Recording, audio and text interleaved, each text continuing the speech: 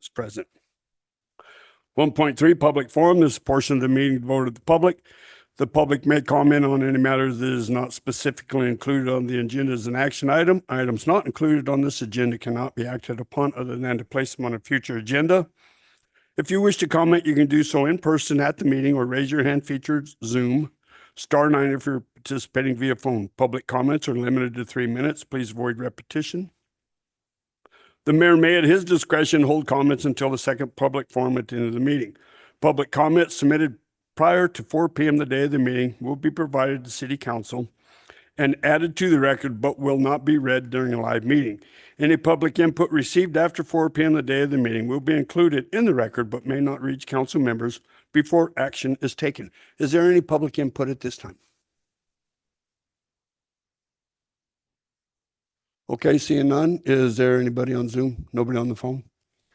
Okay, thank you. We'll move on to item 1.4, looking for approval of the agenda.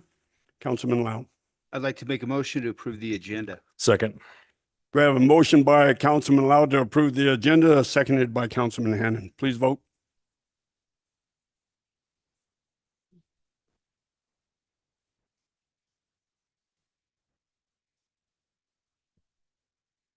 Motion carries 5-0.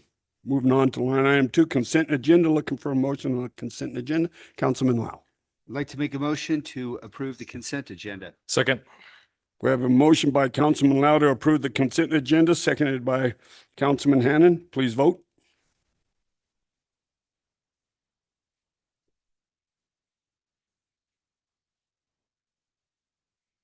Motion carries 5-0. Ms. Swanson, would you please read 2.3, approval of the business licenses? Thank you.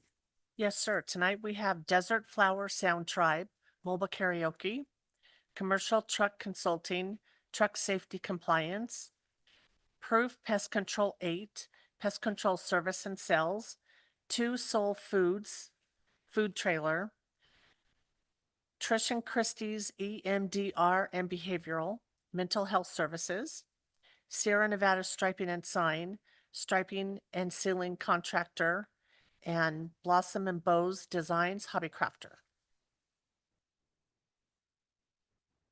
Okay, thank you. And Chamber has asked that we get with them and make sure that they have the new businesses so that they could contact the new businesses. So thank you for that. Okay, move on to line item 3, reports. This is reports by city staff, city council, mayor, including but not limited to monthly statistical reports by city departments. Is Lane County Sheriff here? And fire department? I see nobody from the school board here. Okay, well, then let's go ahead and move on to our deputy city manager, acting city manager, Lydia Altick. Good evening, Lydia Altick, acting city manager. I wanted to give everyone an update on some new hires and openings and promotions from July 1st to now. So we have an internal promotion for Matthew Volek from streets. He went from streets to water distribution utility operator. Ana Navarro went from senior project manager in the engineering department to utilities engineer manager. We have hired 1 new building inspector, 3 new maintenance 1 workers for streets, parks, and facilities, 1 new associate planner, 2 new meter technicians. 1 started yesterday and the other one will start at the end of the month. And 1 new administration specialist for public works. As far as openings, now we have an opening for a project manager in the engineering department and a maintenance worker 1, streets, 1 planning technician position available, 1 associate engineer position available, and city manager. That's from July 1st to now. Some other news. The city received the final certificate of occupancy for the Community Response and Resource Center on Friday. Super exciting.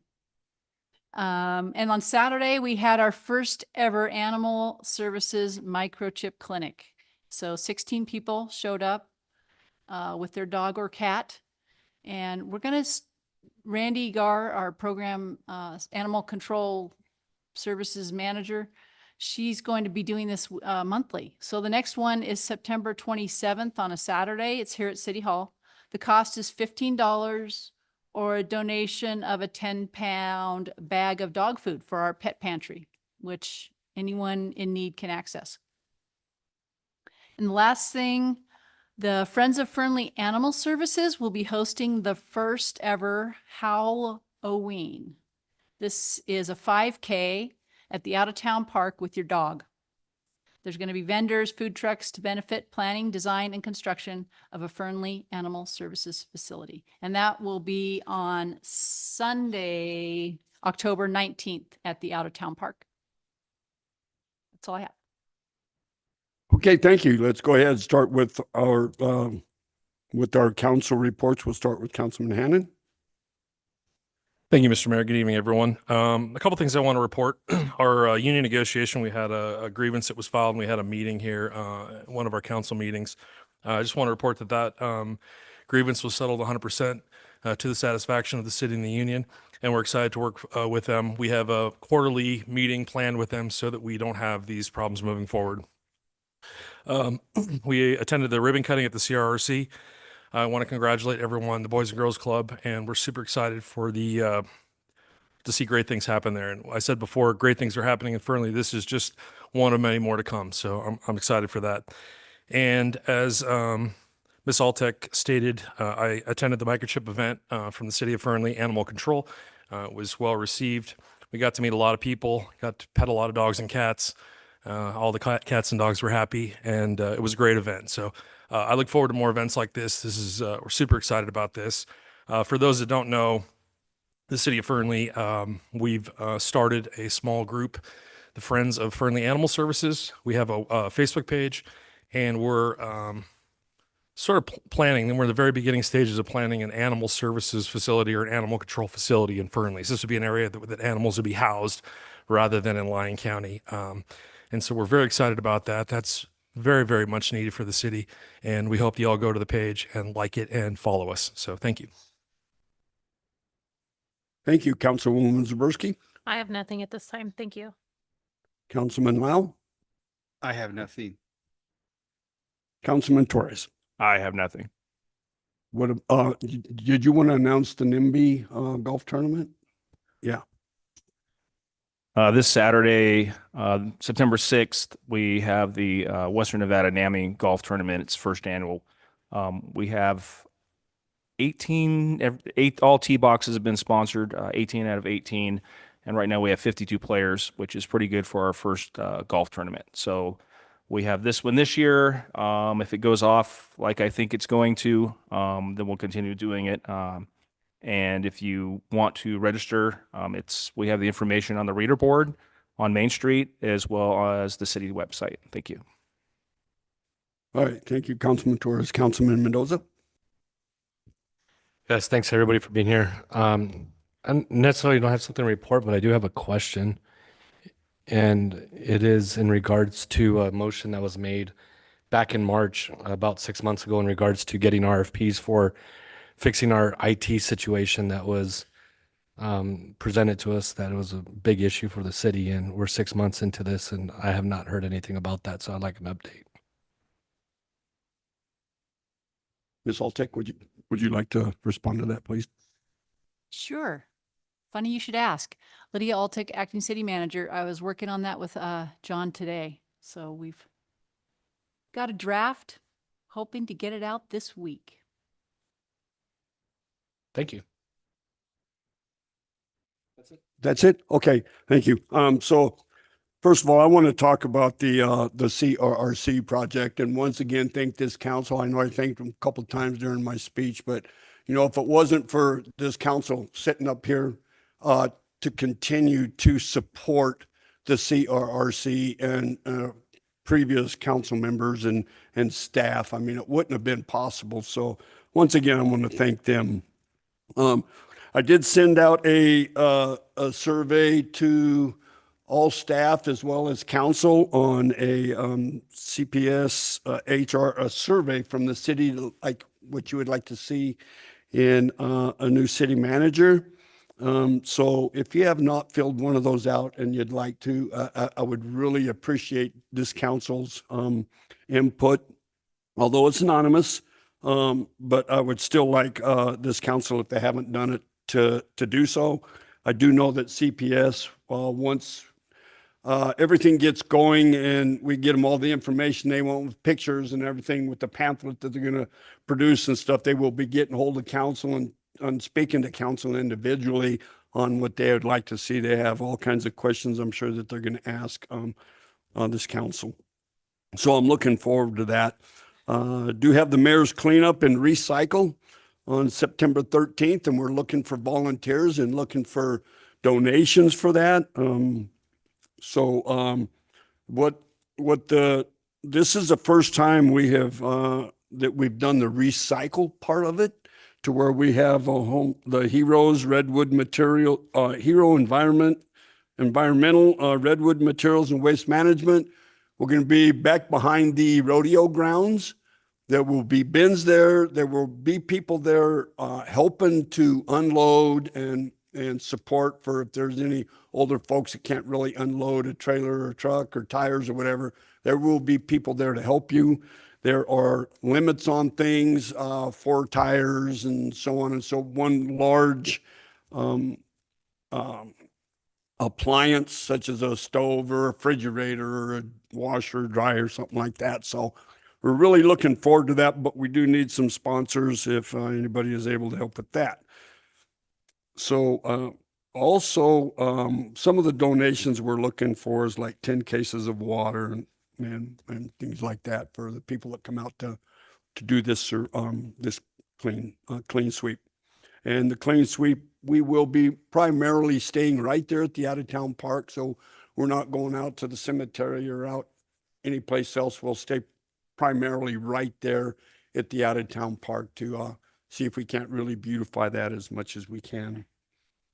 And so if anybody would like to volunteer or a donation, please contact April Hami at 775-784-9858. And that would be really appreciated. I'm going to try to do this every year.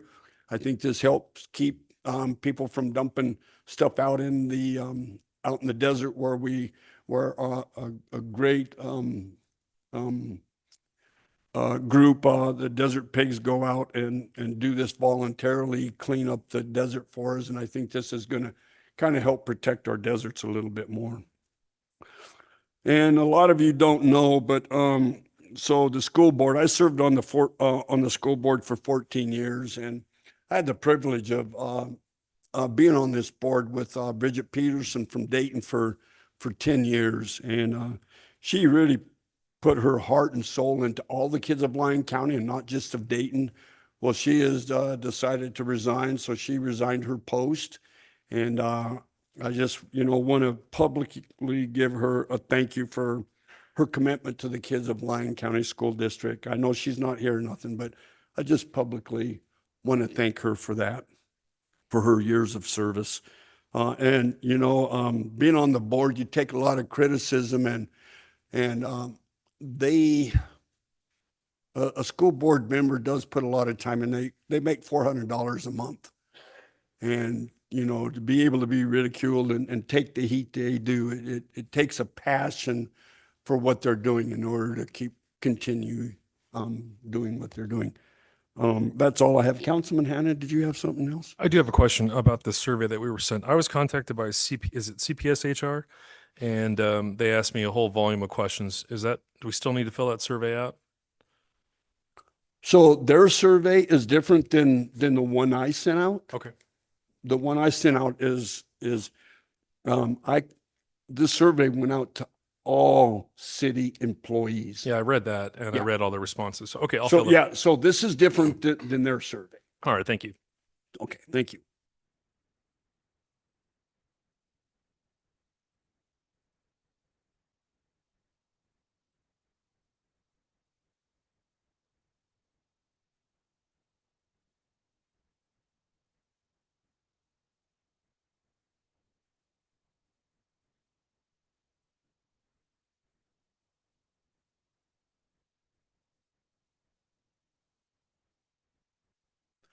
I'm sorry, my mic was not on. We moved on to line item 5, presentations, and 5.1 is discussion possible action to review and provide direction to staff regarding evaluations of the utility rates fee. Good evening, council members, mayor, and acting city manager. My name is Sung Kim, utility director, city of Fernley, for the record.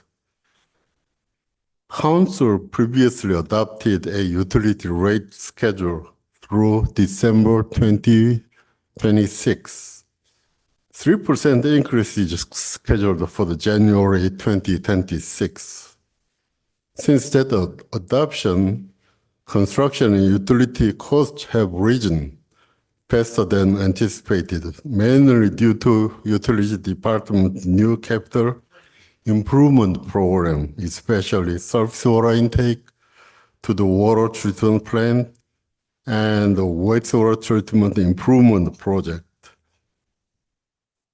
Henceforth, economic consulting will present the current conditions and options for future rate and fee planning to council. Staff is requesting council's direction on how to proceed with this information.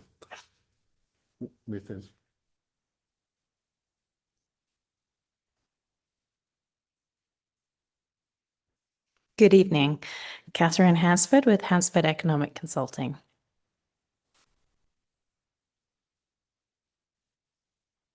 Well, I hit the forward button, but nothing happened. Oh, probably not.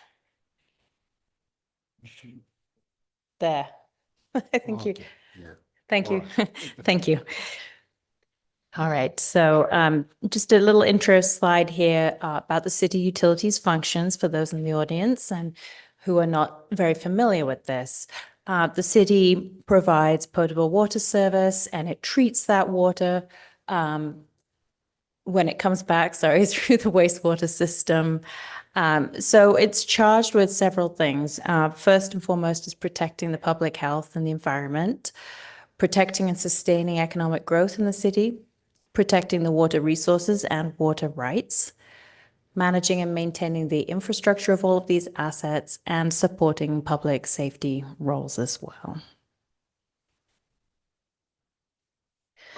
There are beneficiaries of both the water and wastewater utilities, current customers and future customers. The current customers pay via water and sewer rates. In the past, they have also paid the water ancillary fee. That is not being charged in fiscal year 26, and it's proposed in the rate study that the water ancillary fee not be charged in the next 5 years. So the customers pay for their impacts on the utility systems, and they pay for debt service for both the current and also for future customers' capacity needs. The future customers, they pay through water and sewer connection fees. So that growth pays for its impacts on the utility systems. So when a new customer comes in, they pay both for capacity that has been built prior to them coming, that's available for them to use, plus any additional capacity that's needed because of their impact to the system. What we're trying to do first and foremost with the rate study is to achieve revenue sufficiency. This means that you have sufficient revenue to operate the systems responsibly, to rehabilitate or replace utility assets so that users are paying for their use of the system now and not leaving it to future customers when repairs become critical and the costs become more expensive. To fund the necessary capital improvement projects to meet new regulatory standards and increase the capacity of the utility systems, and also to meet any current bond covenants and other financial legal obligations of the systems. So this is done by establishing appropriate rate and fee schedules for each utility enterprise fund. So you might ask, why are the rates and the fees being evaluated now? As Mr. Song already mentioned, in 2021, the council adopted a rate schedule through December of 2026. As he also said, costs have been increasing at a greater pace than anticipated. There's a table here, I'm not going into detail with it, but if you look sort of at the long-term trend, the average change in prices was between 3 and 4% historically. But since 2021, the average change in prices has ranged from more like 4% to 6%. So we've seen a bigger increase in the last 5 years than we have in that longer term trend. On top of that, it is very normal. Utilities costs do typically increase at 1.5% to 2% greater than the CPI or other. There's various different indexes you can use, but utilities do tend to outpace those indexes. In addition to that, the city has updated its capital improvement program, and there has been a reorganization of the utilities department. So those three things combined have really put more cost pressure onto both of those two enterprise funds.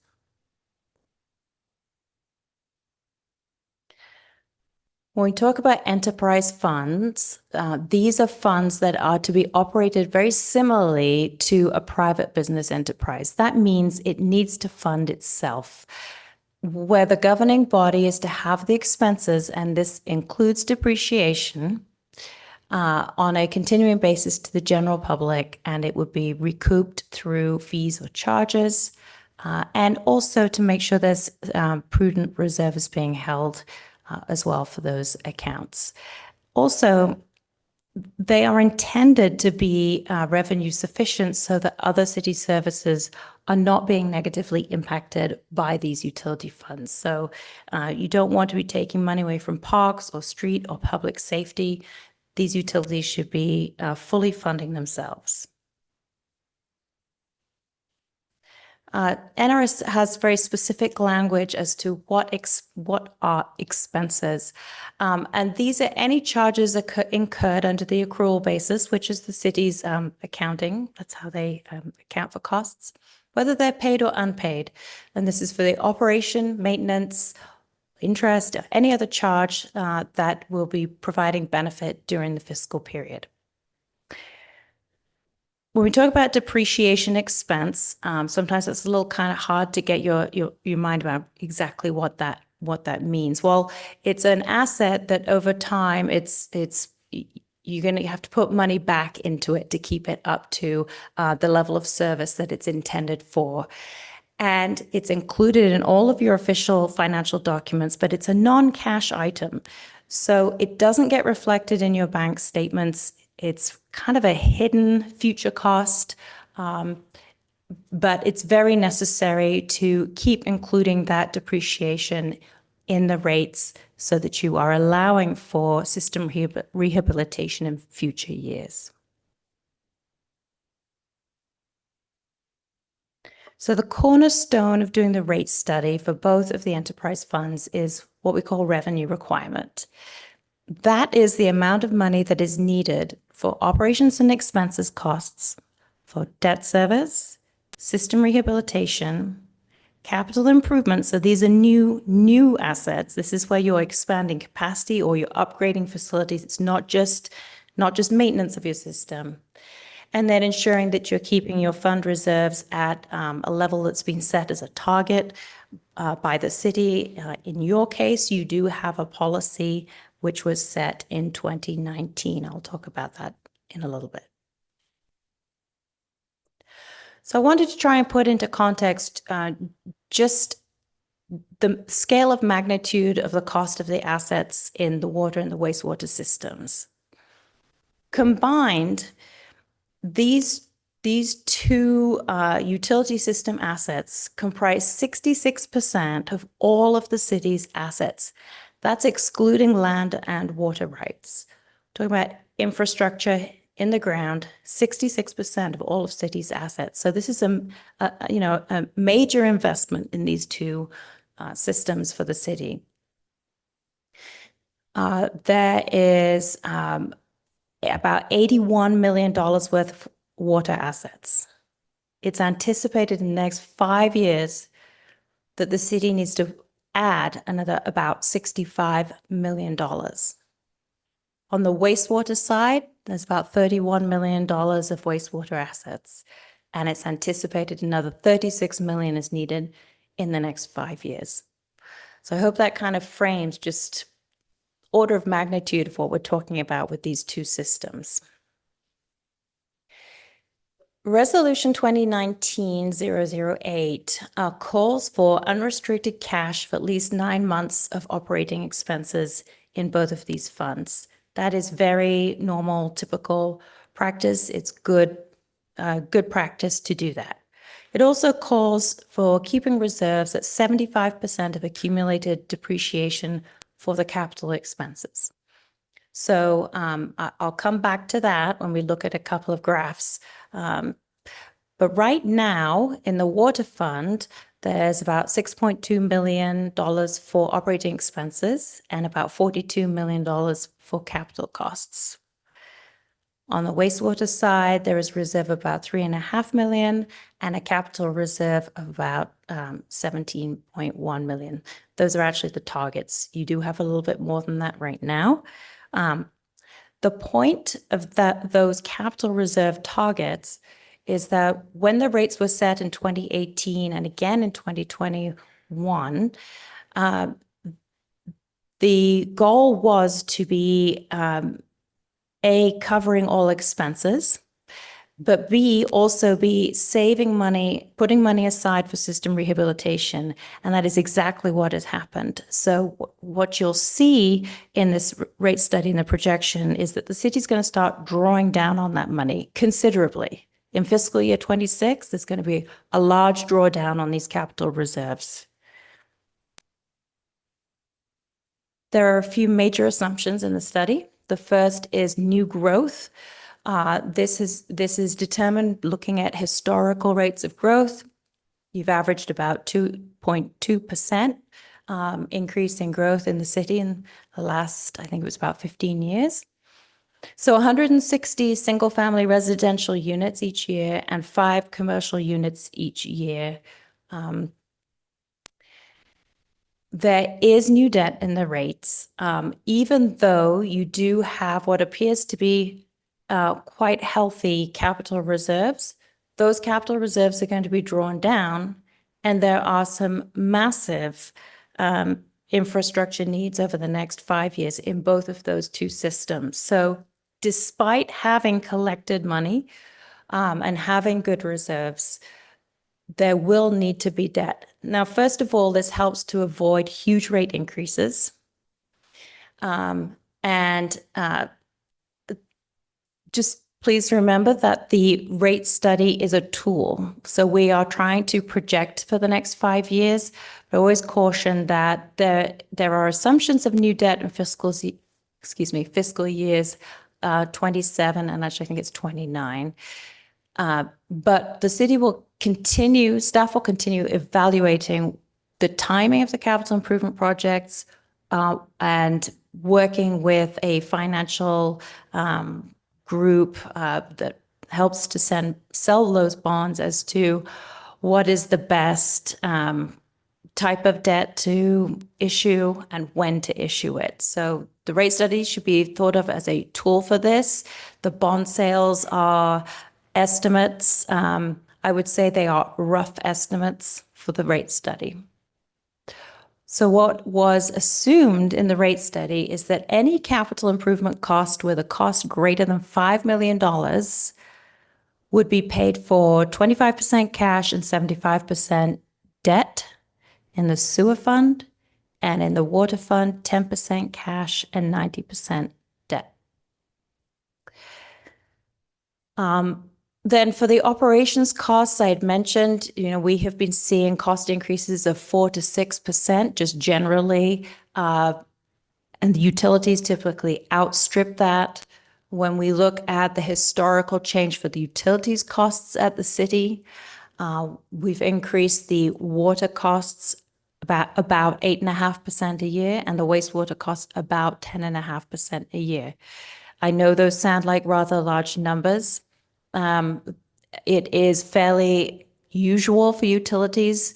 I often see rates, not rates, but the operations costs increasing at around 8 to 10% per year. So I'm going to start out with the water rate study. This graph shows the historical net operating income. So from that first big change in rates in 2018, this was the first time that the city started to collect sufficient revenues to cover all of its operating costs and its debt service, and not be in a deficit each year.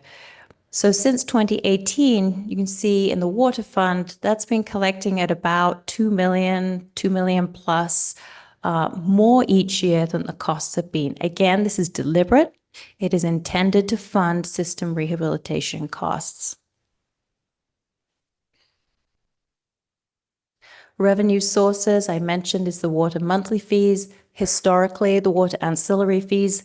Those are fees that were paid through property tax system. So what didn't come through on the water bill, but it was on the property tax bill.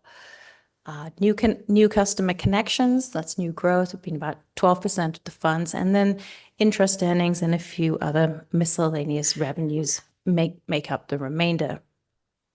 When we look forward in the next 5 years, about 50% of that rate revenue is going to be needed for the operating costs. And then for the remaining amount, about 48% will be needed to fund capital, whether that is system rehabilitation or that system rehabilitation, meaning paying cash on hand for those projects, or debt service when you issue the bonds and use the bond proceeds for the capital improvements. As I said, the estimated costs for the water fund are about $65 million. There's a breakdown here between the different functions. So there's a treatment plant, the water supply costs, storage costs, and transmission costs, as well as services and meters at customer properties. So you can see there the largest cost is in transmission. That's in pipelines, distribution lines. The funding plan for these costs is to fund 25 million of that with cash. About 5 million will be paid from connection fees, and bond proceeds of about 35 million.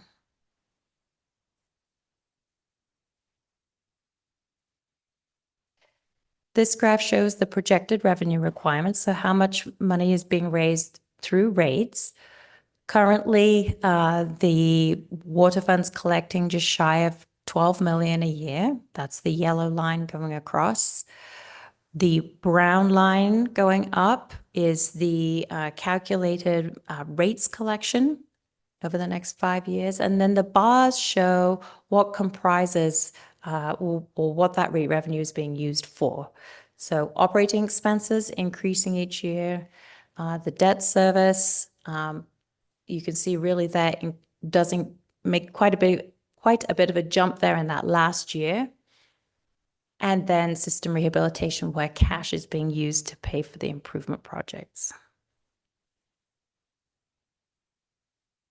So I won't go into great detail as to the methodology. It is all in the rate study, but I do think it's helpful to understand this. It's called cost functionalization. What it means is I'm going through all the different cost items that the city has and determining whether it's something that is essentially a fixed cost, meaning that doesn't matter how much water people use, it's a cost that the city will still incur, versus a variable cost, which is when people use the water, they're using the infrastructure because of peaking requirements in the summer months.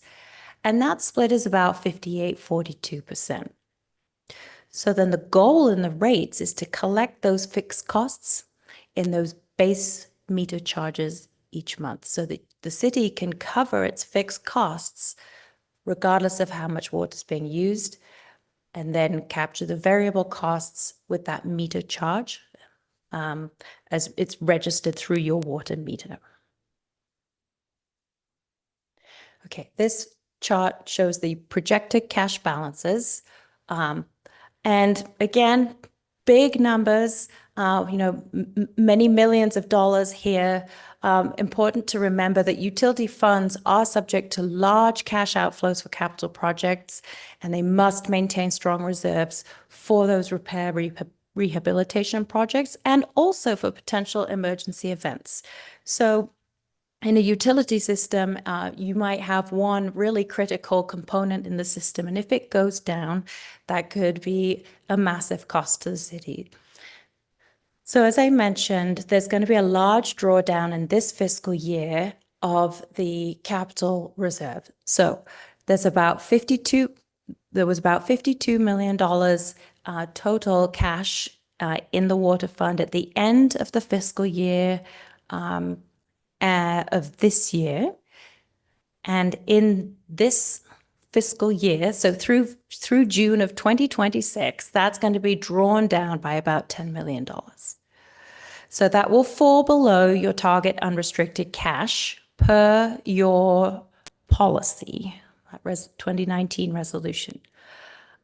I don't think there's anything to worry about with that. I think that you're still in a very good, strong financial position. So that blue bar that goes across, that's if you were to keep to council adopted unrestricted cash balance, you'd have to stay up about that, at least at that blue bar. And you can see in the projection each year, the cash is projected to be lower than that blue bar. I think that's fine. I think you're still in a good, solid position.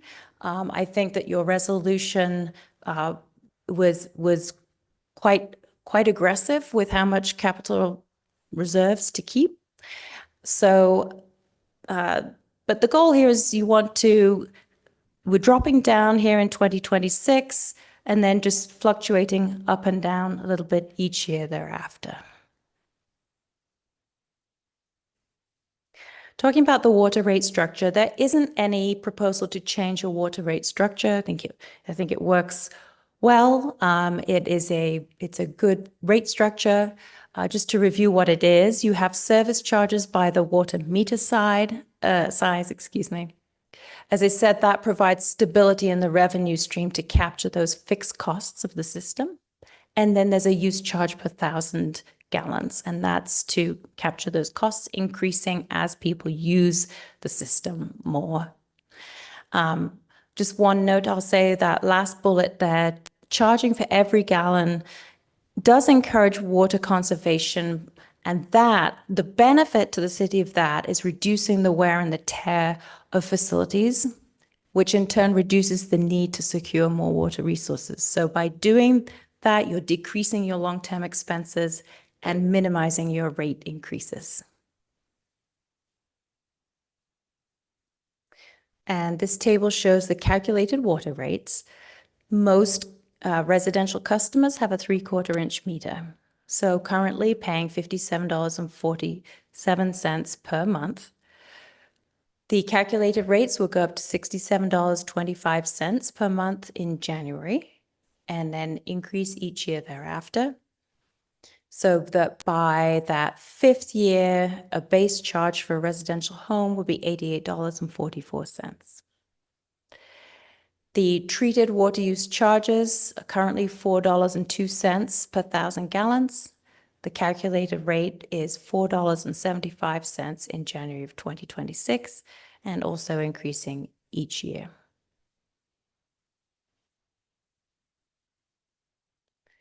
This graph shows the projected homeowner water bill. We're using 15,000 gallons. In the wintertime, most homes will use considerably less than 15,000 gallons. But in the summertime, as they're watering, they're probably using somewhere between 15 to 25,000 gallons a month. In 2025, a homeowner was paying for the base the base and the use charges, and also paying the ancillary fee with the property tax bill. So it's kind of hidden in a sense, but that total cost was at $151.98. In January of 2026, the total bill decreases. So although the rates increase, because the ancillary fee has been taken away, the total bill decreases. It then increases January 2027, so to be a little bit greater than it is currently, and then increases throughout the rest of the time period. I'll just take a quick pause there if any council members have any questions on the water study. Okay. I'll keep going. I'll make a couple of pauses in here. We do have a question on Councilman Okay. Mendoza. Yes, thank you for coming tonight and sharing this information with us. I do have a few questions, and it's regards to the actual water rates that are presented this evening.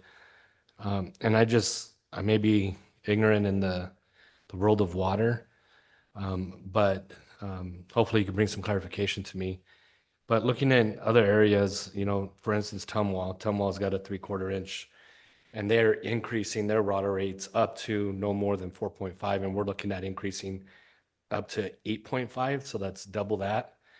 So I kind of want to have an explanation of that. Why is it so much more? Also an explanation of also like the 3/4 inch service. Our water rates are over 80% more than the surrounding areas. Why is it so much different in cost comparison? So that actually goes back a few years to historical costs and development of the water system. The percentage increase each year, like you said, it's much greater than Tumwa's. That has largely to do with the size of the system. So Tumwa is huge in comparison to Fernley. They have a lot more customers over which to spread their costs. But Fernley is a young system, meaning that you've had to build a lot of capacity rapidly. And that all came with a cost in personnel, in capital costs. So there's been a year after year rapid increase for Fernley. Now, that might change in the future. I think there's been a lot of changes with Fernley and how it's been managed. Now the utilities department has been reorganized.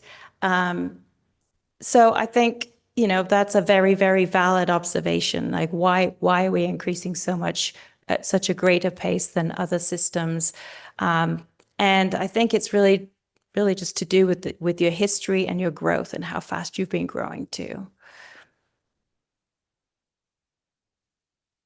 Right. Yeah, it's kind of, I get the system size, having it shared over multiple people and structures and things like that. It's just, it's a lot of money for our people out here. And we just took away a fee from the water, and we're potentially looking at adding it back. So it was like not even worth it. So, yeah, thank you for that explanation. Yeah, I do have some slides at the end of this presentation that do show comparisons with other regional entities. So we'll take a look at those as well. I do believe that taking away the ancillary fee, it was still a savings to the residents, even though the rate will increase. They're still saving money with the ancillary fee that this council decided to drop. Is that not correct, Mr. Carson? Yeah, Robert Carson, City Treasurer, for the record. You're correct. It will save them money. That was a couple $100 annually to each of the ratepayers that we decided to go away. So it is for, a little over $4 million in revenue. So while we offset that, we still have to keep the operation running, and that's where the rate increases come in. Councilman Hannan? Thank you, Mr. Mayor. I think I'm kind of familiar with the answer. It's 409.32, I believe, $409.32 per year, and divided into 12 is approximately $34.11 per month. I think everyone's happy that I've talked to about that. The only people that had a concern were the people that have mortgages. And since this is paid, the taxes are paid through the mortgage, it takes about 12, 16 months somewhere in there, sometimes less, sometimes 6 months for the mortgage company to adjust that fee. Because the rate is calculated on the total cost of the property taxes included. So for some folks that I've talked to, they haven't seen a change in their mortgage, but the folks that have their houses paid for absolutely saw the change right away. It's if you're paying quarterly installments, it's $100 a quarter, and that's huge. Just to answer your question, sir.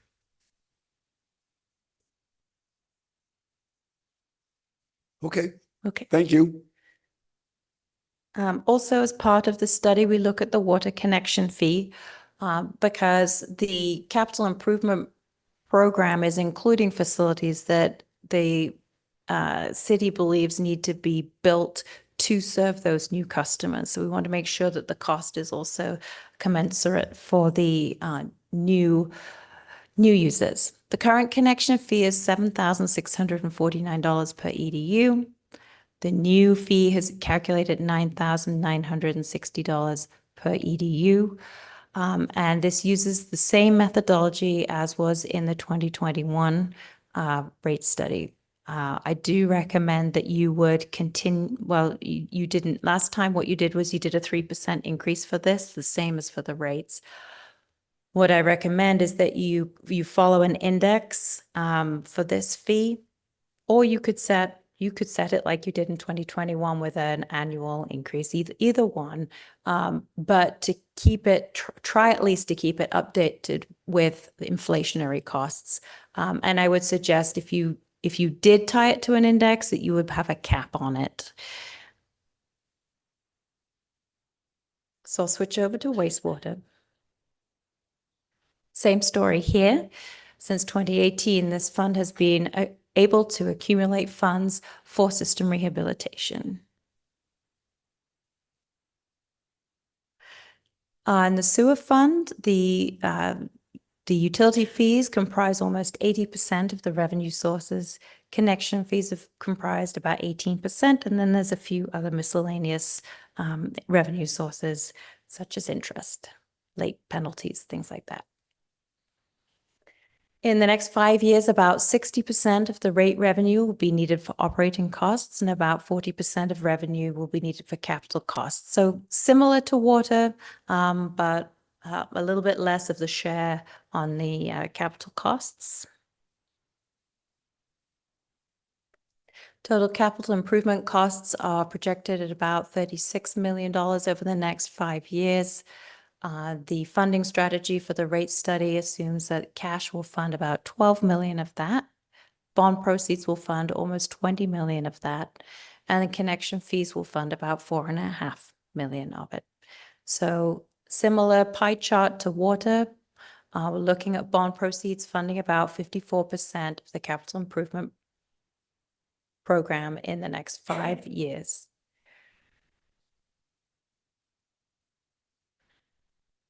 And the projected revenue requirement for wastewater, again, we've got those two lines going across. In this case, the green line going across is about 5.25 million that's collected in sewer fees right now. And then the blue line goes up. That's the revenue collection with the calculated fees over the next 5 years. What you will, I think, stands out on this graph, that blue line going across, is consistently below the total amount of money needed each year. And that's because you have built up cash reserves in the sewer fund really to a greater extent than in the water fund. So you don't need to increase your rates to fully capture this change because you can draw down on your reserves. Same kind of thing happens in the sewer fund. We're looking at what's in the base costs and use costs. Yeah, that's, I think I'm going to skip through that one. So the projected cash balance is here, that blue line across. This is the policy set by the city. The green bars are the projected cash balances, following the assumptions in the rate study with bond sales and cash withdrawals. In this case, it's projected that the city can meet the adopted unrestricted cash levels But you can see the cash is being drawn down from about $31 million at the end of the last fiscal year down to about $22 million. So really coming down to that policy level. So in the sewer fund, the cash has accumulated to be greater than that policy target. And the goal here was to draw down on those reserves to meet that policy. This table shows the calculated sewer rates. The residential customers pay a flat monthly charge per unit per month. The non-residential pay a flat charge according to their water meter size, but they also pay a use charge for each 1,000 gallons that they use. So for a homeowner, the current bill is at $44.18 a month. In January of 26, that is calculated to increase to $47.13 and increase up to $66.15 over the 5-year period.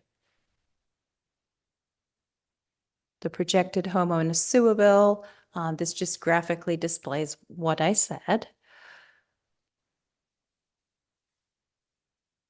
And then for new growth for the sewer connection fee, the fee is currently $5,464 per EDU. I should have said before, an EDU is an equivalent dwelling unit. That means the typical amount that a single family homeowner uses, or in the case of sewer, generates in terms of flow. And the new fee is calculated at $6,250 per EDU.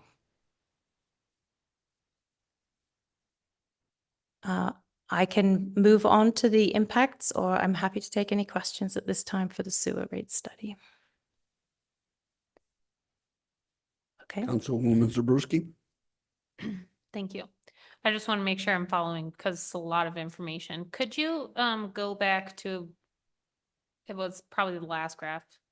That one or one before? Yeah. That one? Keep going. Okay.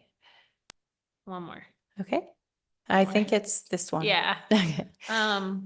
Okay, so I just want to make sure that I'm reading it right. The rate revenues, no increase, are in all of these slides, our rates are, you had said we don't have to change the rates, but they're changing by themselves by 3% every year, right? That's where we're getting all of the projections from, as far as like how much it's going to cost. It's for the 3%. It's not for any other amount. No, so the 3% was just adopted in 2021 to go through the end of the next calendar year, so through December of 2026. Okay. In this rate study, I've put that aside completely and projected all the costs and calculated the rates to support those costs through the next 5 years. So there's no application of a percentage to the rates each year. The rates are being calculated each year according to how much needs to be raised each year. Okay. Can you say that? Can you say that one more time? Yes. Yes. So there's no application of a 2%, 3%, 4% to the rates each year. The rate is going up by a different percentage amount each year according to how much revenue needs to be raised each year to support the system and the costs that were projected. Okay. I'm gonna try.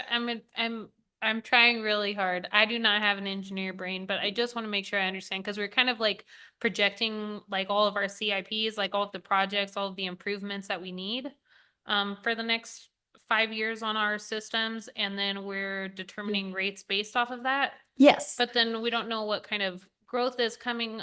I think I just have I have a problem with the word projection, because it sounds like, well, we might need this, but we don't know what else is coming in, or how much, revenue we're going to get for new development that's coming in, that's going to help pay for some of those like capital improvement projects. Does that make sense? Absolutely. I think I'm just having a hard time going, well, we might need this much money, so we're going to determine the rate based off of that.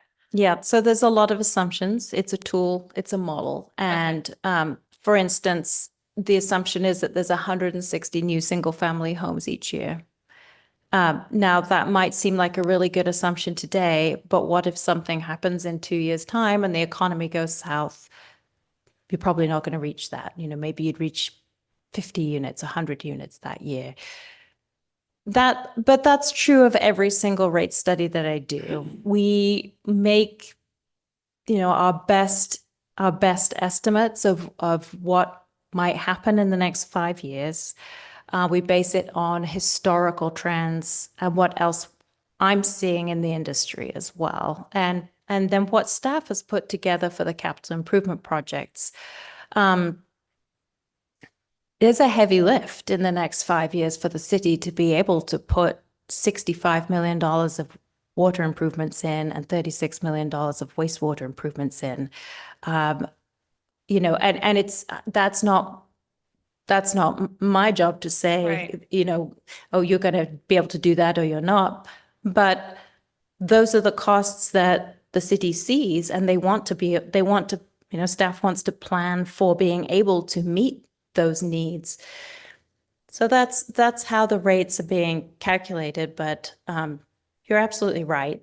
We don't know for sure. And that's why I think it's important to come back each year, check in, are the revenues meeting our needs?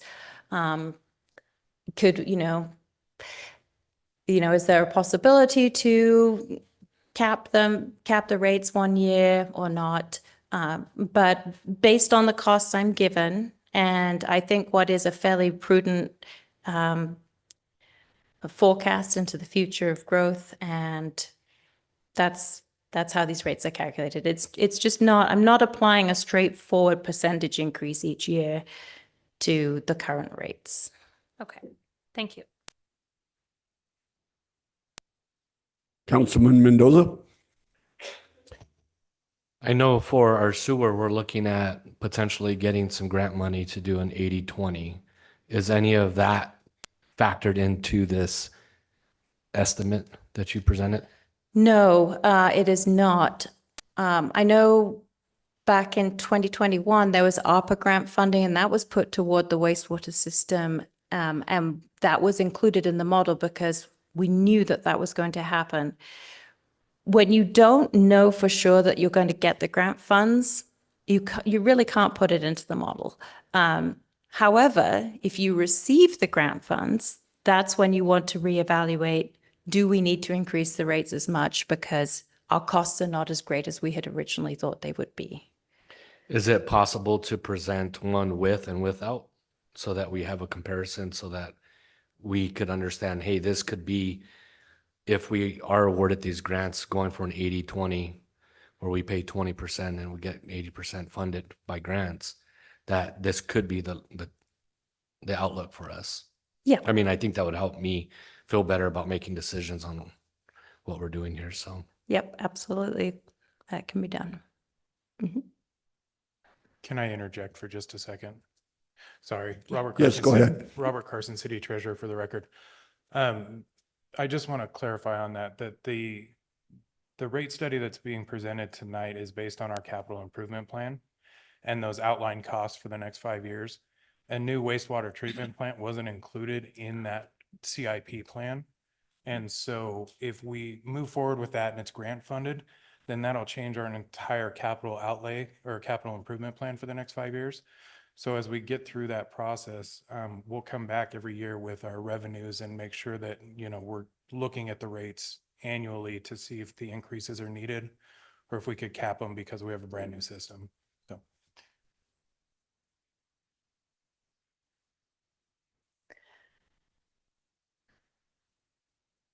Yeah, go ahead, Councilman Mendoza. so it just sounds like there's a lot of unknowns that could happen with the next few years for us.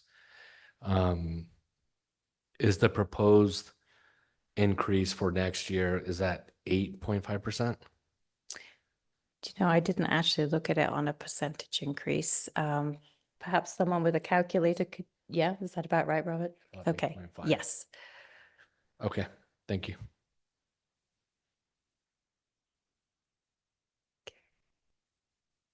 And I have one more section of the presentation that looks at the total impacts if we look at both the water and the sewer. Okay, so here's a graph showing a single-family utilities bill currently for water and sewer. Again, this is assuming 15,000 gallons of water is being used. $196.99 for the month. In January, that decreases because of the removal of the water ancillary fee. So it goes down to $185.45. The following year, that the calculated rates would increase the bill to $215.32. And then you could see it increase each year.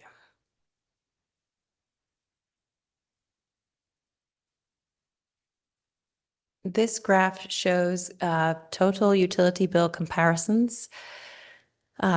So because Fernley does have higher water rates than those of neighboring jurisdictions and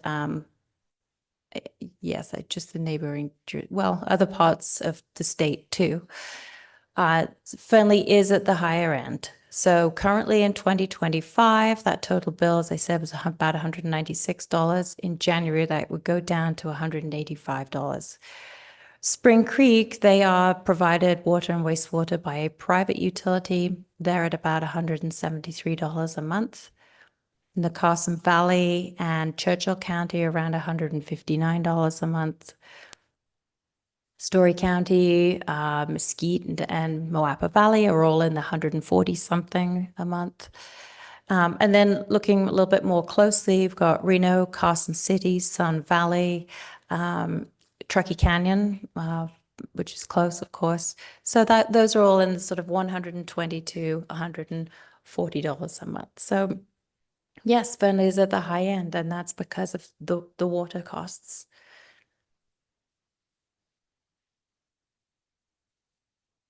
Councilman Mendoza? Is there at some point where we get everything upgraded, we expand? Is there like a light at the end of the tunnel where this starts trending downward Yeah, as the other agencies that are well yes. established? That's a really great question. I'm glad you said that because this graph is a snapshot in time. So different agencies will be going through like a different life cycle with their infrastructure and their assets. You have been putting in a lot of money into your infrastructure because you have a fairly young system. And for the older parts of the system, you've had to put in a lot of system rehabilitation for those older parts. What happens is there's these cycles. So, today, Mesquite is at $145. But in 15, 20 years' time, Mesquite could be the one that goes to the top of this chart because now they have a regulation at the state level. They have to upgrade a wastewater treatment plant, for example, and that'll put a massive cost onto the ratepayers. So I do see that. I do these graphs a lot, and I do see this kind of leapfrogging. And usually it happens when a agency has to get a permit renewal for their wastewater treatment plant at the state level, and they are required to put in upgrades to the system, oftentimes to meet environmental standards. And on the water side, it can often be because there's been a new regulation at the state as to what, the levels, acceptable levels of constituents are in the water, those kinds of things. So I couldn't say with certainty, but I would say there is certainly a likelihood that you will see some of these other entities leapfrog over you at some point in the future.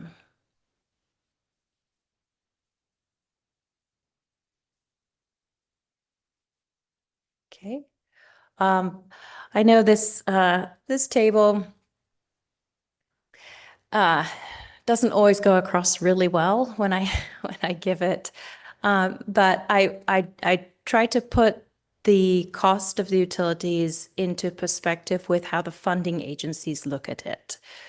When you apply for low interest loans and grants, they look at your median household income. It's very, very standard thing that they look at. They do in Nevada as well.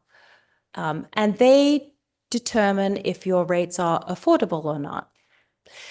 Well, the combined rates for water and wastewater, that level of affordability is 4.5% of median household income. That's kind of considered the national standard, EPA, and EPA that trickles down to the state revolving fund. And that's the fund you're most likely to be looking to get a good loan to make improvements. So the utility bills as a percentage of the median household income currently is 2.63%. That will go down to 2.48% in January.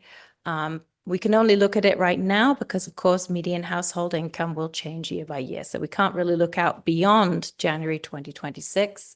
But according to the funding agency's standards, they would say that your utility bills are affordable. So now moving on to the comparison of the connection fees for a single family home. And this graph shows you connection fees for both, I'm adding both water and sewer here. Fernley is pretty much sort of in the middle of the pack with the calculated new fees. It moves up in that middle range of the pack. But you can see here that in Sparks and in Reno, the combined water and wastewater utilities connection fees are up to, and my eyes are not that good, but I think it's 28,000 there at the end. Yeah. And 24,000 for Reno. So if you're thinking about competitive areas for developers to be interested in, Fernley is still very competitive at 16,200 for a home. And then you can see Truckee Canyon is very, very close. Carson Valley, pretty close.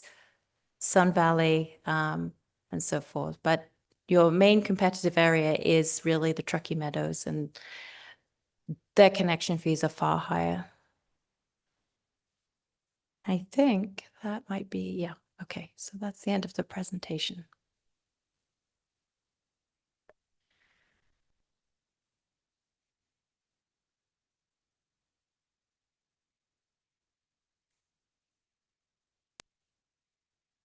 I have concluded. I'm here to answer any questions, as I'm sure Mr. Song is too, and Mr. Carson. Councilwoman Zaborski. I just wanted to thank you for your presentation.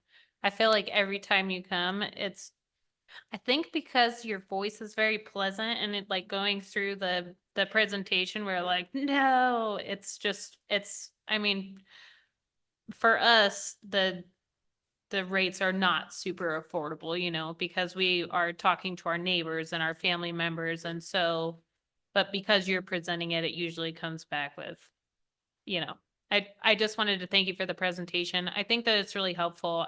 It's still going to be hard for me to wrap my mind around just going off of our capital improvement projects and kind of what that looks like for the next 5 years, because it feels very crystal ball. And I almost feel better with the, percentage than I do in that way. Like I would almost more prefer that our comparison for our connection fees was at the top for building and developing that was coming here, and then our household bills were in the middle.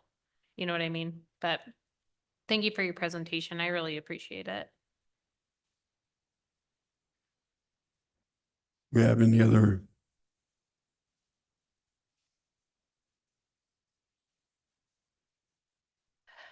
And I think you have options moving forward here. You can entertain the rates as calculated and presented. You could ask that a level percentage be applied for the next 5 years and see what that looks like and what that does to cash flow. So I think we are looking for some direction moving forward. Councilman Mendoza. Yeah, I personally would like to see a presentation of what it would look like if we were to receive that grant money. And then I know things have increased, materials, like everything's increasing. And I would be happy with, at least for 1 year, doing a 4.5% increase as opposed to the 8.5, just to kind of level it off and then kind of wait to see if we get some of that funding to assist. That will change the financial outlook for these projects for water and sewer. So I don't know how the rest of the council feels, but that's kind of what I'm looking at, and would like to dive deeper into what we're actually doing here with this water system. So is that an emotion or, or just It discussion was for right now? It was a suggestion for discussion, and Okay. Councilman Torres, but that would be my. Councilman Torres, and then Councilman Hannon. I think the 1 year outlook is a great idea. I know it brings you back here a little bit sooner, and I'm sure you're like all of the consultants, you're extremely busy. I think my question would be on that is with Mr. Carson is how do we look at what the 80-20 split is going to be if we don't know what grant it is that we're applying for at this time? That's my only thing. I mean, it's really ballparking it. I think it's a good idea. We just don't know what grant we're going after. Yeah, Robert Carson, City Treasurer, for the record. You're absolutely correct. That one's really hard to ballpark because it could come in 80-20 on a grant. It could come in 50-50. You know, those percentages change depending on where the funding is coming from and what the requirements are. And then if for some reason we're doing the surface water integration, which is included in this presentation for the water treatment plant, if we do get the grants for that, then obviously that'll decrease the cash flow needs for the next 5 years. On the wastewater side, those 5 years, if we get grant funding to build a whole new system or a whole new treatment plant, if it's done within the 5-year CIP, then that'll affect those projected cash flows. If it's not going to be built until 2032, then those 5-year cash flows are still there because these are identified capital improvements and fixes needed to keep the systems operating. So it's just really hard to guess on those ones because of timing, funding availability, who's going to be in charge of different agencies. So it may be really difficult to get to a reasonable answer on those ones. What about, and I'm just throwing this idea out there. I agree with the 4.5% we have to pay for, what we want to do, right? Not happy about it, but it's realistic. What about if we did that and then have you return in like say 9 to 12 months, knowing what grants we've gotten, and then we could look at it? Then would you go with that? Would that work? Yeah, I think that would be. I'm 100% on board for something like that. I think it'd be good for our community and a little bit wiser than just slapping a large fee on everybody for the next 5 years. And that way we're making decisions closer in time instead of so far out. I think that's why. And it allows us to make a better decision for our residents. Does that make sense? Yeah, I think I understand what you're saying. Okay. So, Yeah. Sorry, Robert Councilman Carson, City Hannon? Treasurer for the. Go ahead. Sorry, Robert Carson, City Treasurer, for the record. I will say that this would come back to you every year, regardless, and it will also be addressed in the budget in a roundabout way because there'll be an update to the capital improvement plan for the 5 years. And then we'll add in the year afterwards. So as we go through the budget for FY27, projects will be updated, new projects will be identified, older projects that can be put aside, those will be changed. So we can really evaluate on a year-by-year basis where our cash flows are going to be. So we'll bring this back to you every year, no matter what. And it'll just be something that's automatic. I'm sorry.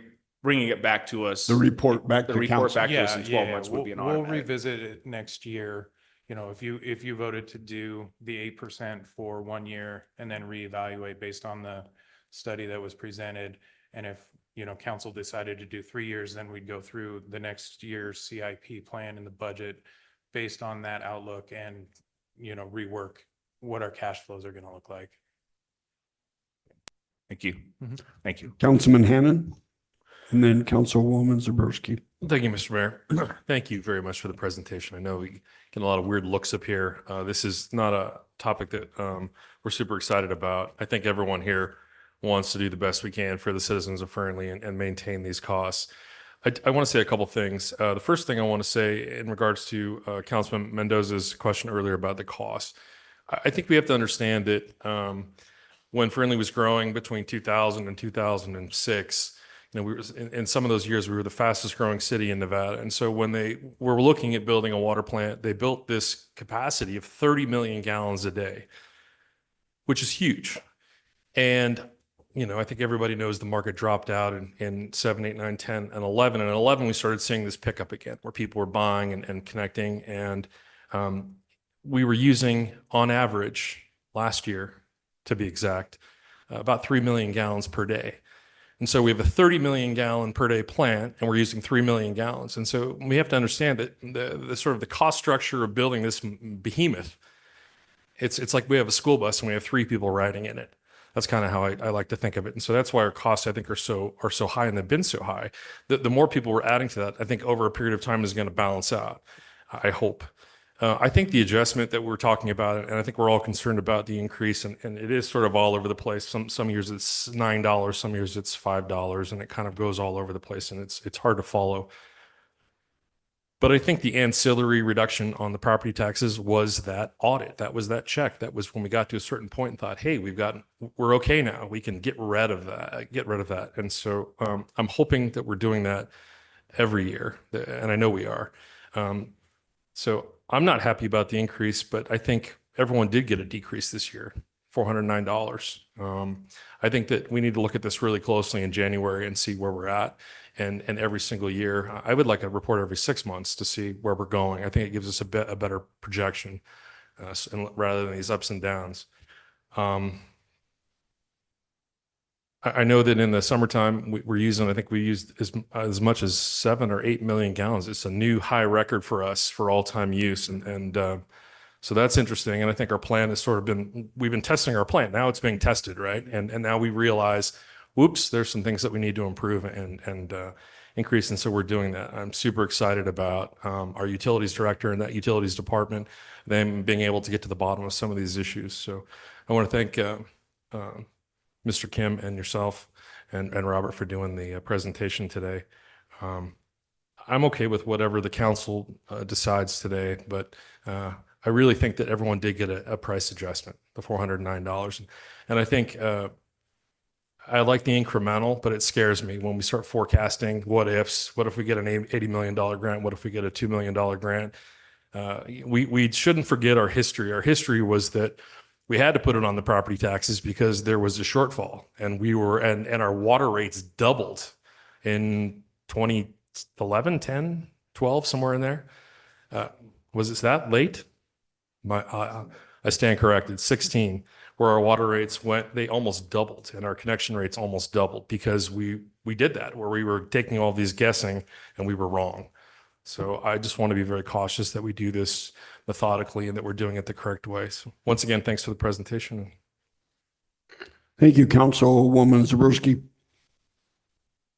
When you're projecting like the estimated growth, is that's not just the households, that's all of the apartment complexes that we have going up, all of the industrial, and then like on our consent agenda tonight, we have like an infrastructure plan. So is that also, going off of future infrastructure as well? I'm just curious how that, like, our new growth is actually calculated and how much that's paying into this and what all that includes. It's not just like an average of like our census or our population every year. So it does look at the historical growth because we don't want to just look at the next 5 years or so based on plans, because if the market drops in 3 years' time or so, and that's, going back to what Councilmember said about when the water treatment plant was built, it was projected that all these connection fees were going to come in and pay for that plant, and it didn't happen because there was a downturn in the economy. So we don't want to do that. But what I did do was I looked at that longer term historical growth and then asked, could you sustain 160 units a year over the next 5 years? Yes. And the commercial growth, although I put 5 commercial units, I'm assuming a larger meter size I don't want to get too technical here, but when I say 5 commercial units, it's not just saying, 5 new offices downtown. That would be like an industrial building, an apartment complex, and a handful of downtown businesses, because the model is based on meter equivalent units, not just simply the number of meters. I know it's a little complicated, but yes, we did look at how much more growth is projected, but I ended up going off of the historical average and saying, could you sustain this level of growth over the next 5 years, simply because you don't want to have a model that really relies on connection fees. Thank you. Councilman Mendoza? Yes, I don't know who has this information, but what is the projected timeline for hearing for the grants? Is anybody working on that? Or does anybody know? I can answer that too. Yeah, go ahead, Lydia. Oh, Go ahead, Lee. I'm sorry, go ahead. Lydia Altick, Acting City Manager. That's a good question. We've been working closely with Western Nevada Development District on specific grants for the wastewater treatment plant and possibly some other different funding for the water treatment facility. And I can say the good thing about those is that those 2 programs, the Economic Development Administration and USDA, are departments that have money. So that's good news. We're also looking actually at using a lobbyist to gain even more grants and get sort of a step up in that whole process. So we're vigorously going after this funding that we need for these 2 huge projects that we have. But the timing, that's tough. I would say we should know something within a year. Within a year. Yeah, so I also want to add to that a little bit. I've had a couple federal lobbyist groups get a hold of me that I want to present to council after I do a little bit of more background checks on their success rate for going after these grants, because there's a lot of federal money out there for economic development as far as wastewater, surface water, and water treatment. And so I will be bringing that to council here within the next couple meetings to get your approval as far as a federal lobbyist to go after some of these money like you're talking about, Councilman Mendoza. So as far as the time frame goes, I can't exactly tell you until we really get into the weeds with this federal group. But Councilman Torres might have a little bit more of a timeline, what he thinks WNDD might be able to. Yeah, we actually have another meeting with the EDA on the afternoon of the 11th. And then our grants guy, Don, and our executive director, Christine, are working on getting those grants for the water treatment and sewage treatment. And the sewage treatment grant is for planning and design at this point in time. I have to be really careful with federal lobbyists because there are laws that prohibit federal lobbyists from going out specifically after grants. Councilman Mendoza, and then Councilman Hannon. Yeah, I think my last question would be to our city treasurer. If we were to put a cap and not raise any rates for the next 6 months and revisit this in 6 months, would that be detrimental to our water and sewer budget? And will that be enough time for us to, make a decision in 6 months whether or not, or how much we do want to increase? Robert Carson, City Treasurer, for the record. So it will change the budget that we're currently in because it will limit the revenues. Because for the fiscal year 26 budget, there were increases factored into that. So our revenues would probably come in slightly lower than what we had. The other thing that it would do is it would have us reevaluate the CIP and really reprioritize what can and can't be done just in case emergencies. Like Ms. Hansford said, we have these reserves in case of emergencies. And as we've seen already just this year, or just in the last couple of months of the new fiscal year, we've had some fairly significant maintenance issues come up that we've had to do. So it's constantly evaluating what's on there and where we're at. So it's at your discretion. It will limit the funds that come in this year because there is not $4 million to cover the debt service payments, but the debt service payments do have to be made. So if we were to just give us a little bit more time to make these decisions, if something were to come down the line, would that be caught and presented to the council to make a decision sooner than 6 months? I mean, it's entirely possible. I don't remember what the regulations are on rate changes. If it can only be done once a year, somebody can correct me on that one.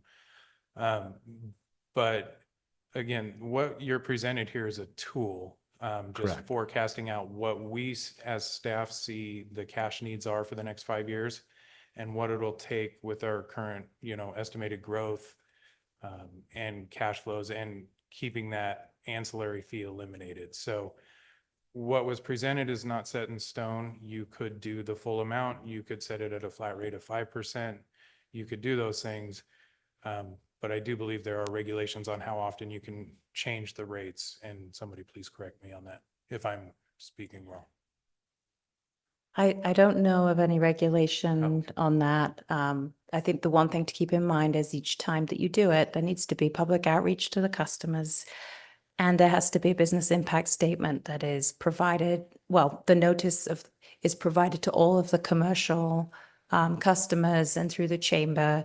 And so each time you change your rates, there's this, there's some effort involved by staff to reach out to the community. Part of it that's legally required and part of it that just really should be performed. Okay, thank you.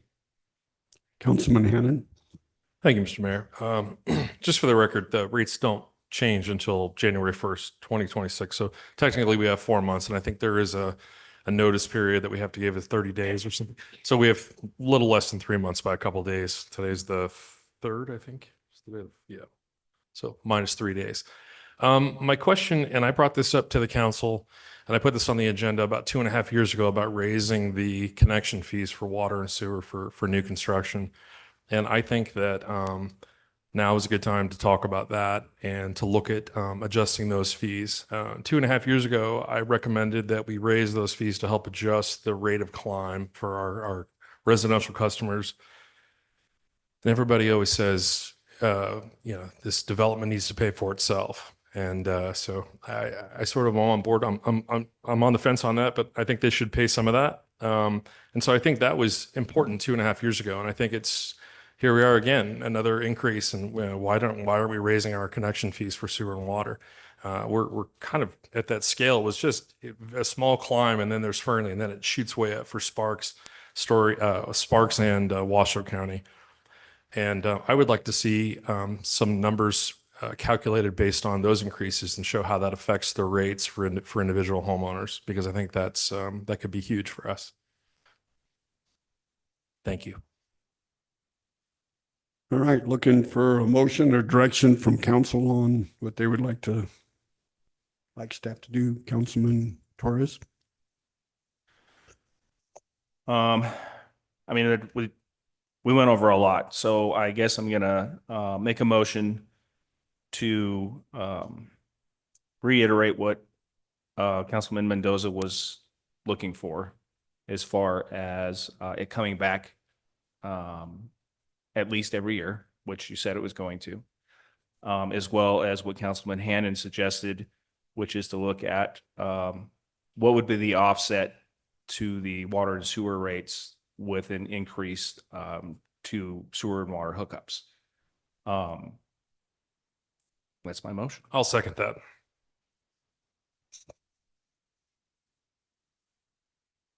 Okay, so we have a motion by Councilman Torres, seconded by Councilman Hannan. Please vote.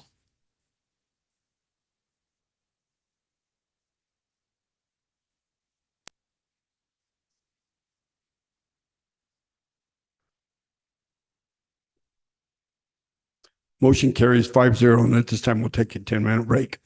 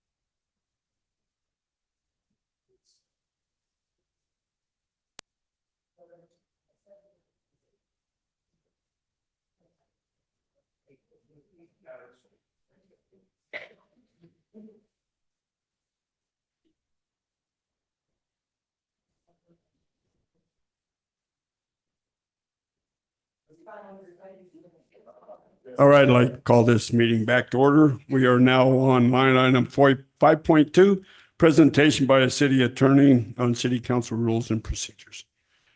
Mr. Mortensen. Thank you. I was looking through our rules of procedure, and I noticed that for something that all of you guys are required to follow up here, I don't think that a training has ever been done on the rules of procedure. Nevertheless, I think you guys do a pretty good job. I'd rate you at about a B+. And so that's pretty good for people who've never been trained on the subject. I don't want to go over today. I don't want to go over everything in the rules of procedure. It is attached in the packet. You can go through the rules of procedure yourself. It was last updated in either 2017 or 2019. But I do want to go over a few different areas. Number one, I want to go over some areas in which I do think that the council can improve in following the rules of procedure.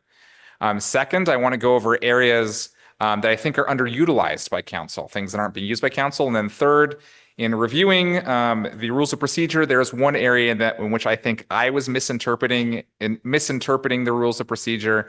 And so I'm going to fall on my sword and correct myself now and move forward with the correct procedure in that specific section. So the first part of the rules of procedure is, why do we have rules of procedure? It's to determine the will of the council in any matter. We have items brought in front of you, and the goal is to create a procedure where we know what council wants and get clear guidance from council. That's why we have them. There are some different basic principles that are laid out there. I'm not going to go through all of them, but I did want to discuss two basic principles that I think are important for all of council to understand about how the rules of procedure were formed. The first one is that each member shall have equal opportunity to participate in decision making. So the purpose of this is to make sure that every single member of council has an opportunity to be called on, has an opportunity to speak, and has an opportunity to be involved. Also, the part of the purpose of this rules of procedure is to make sure that council action is a result of a decision made on the merits. So you actually have an opportunity to discuss the matter and not on a manipulation of the procedural rules. The purpose of procedural rules is not to try to sneak around and avoid discussion or conversation, but instead to promote that conversation. So the first part to understand is the mayor is the presiding officer.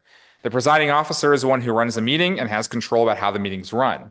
Their job is to preserve order and decorum, to make sure everyone's behaving themselves up there, to enforce the rules, to rule on any motions that come up that need a decision, determine whether speakers are out of line, hold them accountable for that, entertain questions of procedure. So if there's a question of procedure, the mayor makes the final decision on those, call a brief recess at any time, and in case of an emergency, to adjourn the meeting.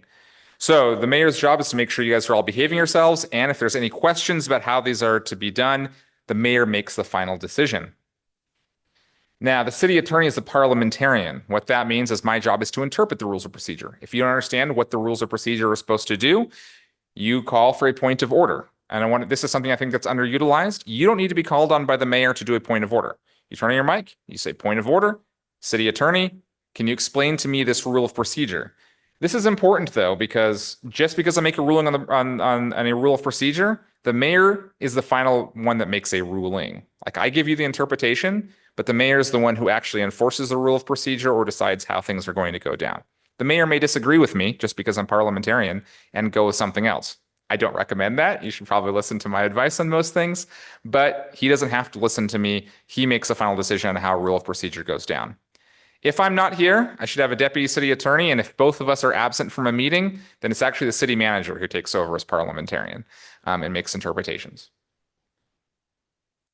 All right, so this is an interesting one. Reading through the rules on the consent agenda, often I see you guys pulling things from the consent agenda and then asking one or two brief questions on that item. You actually don't need to do that. When the consent agenda is called, you can ask staff, or you can just ask your general questions if it's just going to be a short or brief conversation about a topic, and then vote on the consent agenda as a whole. So if there's one item and you have one question, just ask it as part of it. When the consent agenda is on there, you don't need to pull that item specifically. Only pull an item from the consent agenda if you want to have a lengthier long conversation in regards to that item. And so I often see items being pulled just so you can discuss one little or two little tweaks on that question, or ask staff one or two questions. You don't need to do that. You can just have it as part of the consent agenda item. I have a question on that real quick. So, so when I ask for a motion on the consent agenda, I have a motion and I second. I say I have a motion and a second. Is there any further discussion? Yep. Right? And then at that point in time, if anyone has any questions on any specific items of consent, they can ask them then. Okay, thank you. Yep. And that should save some time. The next one is citizen participation. So often I think there's a question of whether or not citizens when they can be held accountable, or whether you can expel them from meetings for what they say during public comment or during the meeting. First of all, citizens can get up here and discuss things. They can't use any profanity or vulgar language. They can be expelled from the meeting, or their time can be cut short for that. This one's a fine line. They cannot use language which demeans a public official in a way not related to their public duties. So if they get up here and they want to insult somebody about their character or whatever, they can't do that, but they can get up here and demean a member of the staff or a member of council if it's related to their performance, their conduct, or their qualifications. And so all of those things are free game, and you can't kick someone out of a meeting for those. But if they start to go off in something about somebody's personal life, or something along those lines that's not related to what they're doing here at City Council, then the mayor can cut them off and either expel them from a meeting or cause them to lose their time. Applause, jeers, and audience cheering. These are also prohibited, and the mayor can warn people and also expel people from a meeting if they continue to do those things when the mayor doesn't want them to do them. And so inappropriate behavior from the audience in those areas can also result in expulsion. Intimidating behavior as well. If they get up here and they're threatening people or they're intimidating, that can also lead to expulsion from the meeting. When a citizen is expelled from a meeting, they can come up here and they can ask for a appeal to council, and council with a 2/3 majority vote can overturn the mayor's expulsion. So the mayor wants to expel somebody and council says, no, I want that person to stay. They can overturn the mayor's decision. I have a question. Oh, go ahead. Sorry, you're going, can I go? Yeah. If you're going really fast, so I'm trying to write down the pages that I have questions on. Can you go back to the previous page? Yeah. Okay, so the prohibited actions are just policed by the mayor. Correct. So if there's prohibited actions that are happening, and the mayor doesn't think that they're insulting or something like that, then the council really has no. So the only thing you have, and I'll get to this down the line, is there is a motion that you can make in regards to you can appeal a procedural ruling of the presiding officer. So if you as the council, and I'll get to this a little more in the future, disagree with the mayor's decision, even if the mayor's taking inaction, that's still a decision, you can motion and overturn by majority decision the mayor's decision. So like if there's chanting happening in the crowd towards like one or more directed council members and the mayor is deciding not to do anything about it, then we have to wait in order to make an emotion, or you really have no power as a council member to you can make a motion to overturn the mayor's inaction.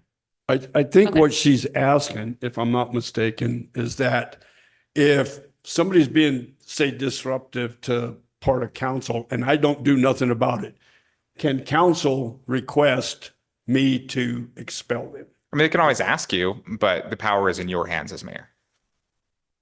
And then if the mayor is the acting city manager and we only have a deputy city manager for something to fall onto, it's page 5. Sorry. Under presiding officer, are you looking at 5.5-4B? Page 5. Page 5 in your presentation. Yeah. Okay. Oh, in my presentation, sorry. Sorry. Not in the rules of procedure. Okay, if unavailable, designated city manager takes over as parliamentarian. Mhm. So if you're not here, and the mayor is acting city manager, then He's who would parliamentarian be as the well? parliamentarian? He would be. Okay, So it'd be me, and then hopefully, and I don't think there's ever been a time where, at least in the time that I've been here, that we haven't had either me or my deputy city attorney here. But if for some reason both of us are absent, then yes, it would fall. And there's no city manager, then yes, it would fall to the mayor. okay, thank you.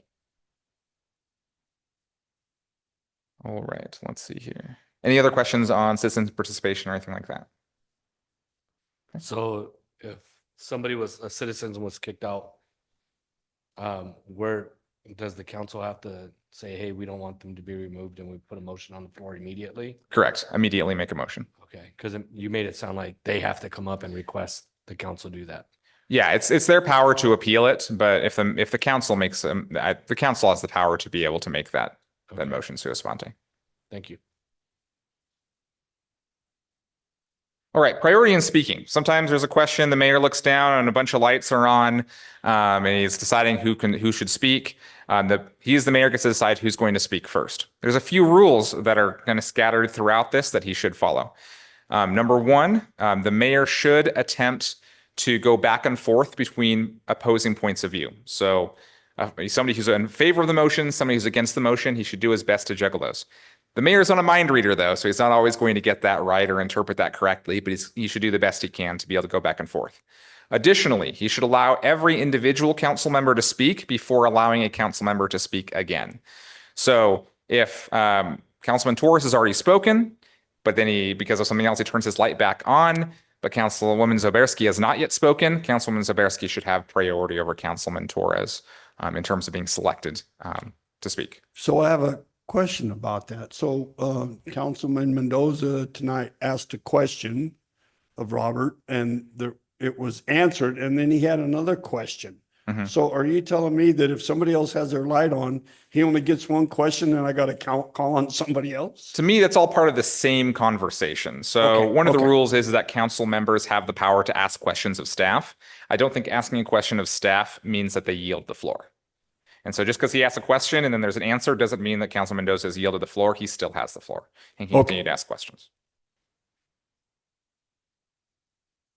All right. There's two kinds of motions, substantive and procedural motions. Substantive motions are motions that are made in regards to the item that's on. Procedural motions are ones that are made in regards to the rule or how things should be handled. There can never be more than one substantive motion on the floor at a time. You can't call multiple items on the agenda and juggle them all and try to handle them all at once. But you can have procedural motions that happen during substantive motions. Each procedural motion should be handled one at a time. But you could theoretically have a substantive motion on the floor and a procedural motion on the floor at the same time. So the first one, this is the one I was talking about, Councilwoman Zoberski, motion to appeal a procedure ruling of the presiding officer. Mayor makes a ruling. You don't like it. They cut someone off, or for courtesy, they expel someone or do something you don't like. You can immediately make a motion to appeal that procedural ruling. This is a weird one. It's the only one that does not require a second. You can make the motion, and then it's a majority vote. If the majority votes to overturn the mayor's decision, the mayor's decision is overturned. Motion to adjourn. The mayor is not ending the meeting and you think the meeting needs to end. You can't make this while there's a substantive motion on the floor, so you can't do this in the middle of an item. But you can do that in between items. You can motion to adjourn and end the meeting. This is a non-amendable motion. I'm not really sure how you can amend a motion to adjourn, but in case that scenario comes up, the rules are clear. You cannot amend a motion to adjourn. Motion to take a brief recess. Mayor usually has the power to call recesses. If you want to recess, you can also call and motion to have a recess, even if the mayor doesn't want to have a recess. Motion to suspend the rules. If there's a rule in the procedures that you want to change, you guys can motion to change that rule just for the meeting. It requires a 2/3 majority. Some examples of this are, for example, we have a rule that says public comment is 3 minutes. In planning commission, there was a very complex issue that nobody could really get through this thing in 3 minutes. And so there was a motion to suspend the rules, 2/3 vote, planning commission allowed them to speak for 5 minutes. And so each individual person as part of the public had more time to be able to do that. You need to be consistent, but there are times in which the rules are getting in the way of your ability to be able to make decisions. This is your opportunity to be able to suspend those rules temporarily to allow things to happen. You can't suspend rules that are required by NRS or open meeting law. Like you can't get rid of an open meeting law requirement by motioning it your way out of it. The Attorney General's office will not care. Motion to defer consideration. There's actually two motions to defer consideration I discovered while going through these rules. You might do a motion to table. A motion to table is used to take an item and then discuss it later in that same meeting. Now, you don't table an item to discuss at a future meeting. I think that's often the language we use, but to discuss it later in the same meeting. The motion, if you want it on a future item, is called a motion to postpone. So if you want it on a future date, you motion to postpone it.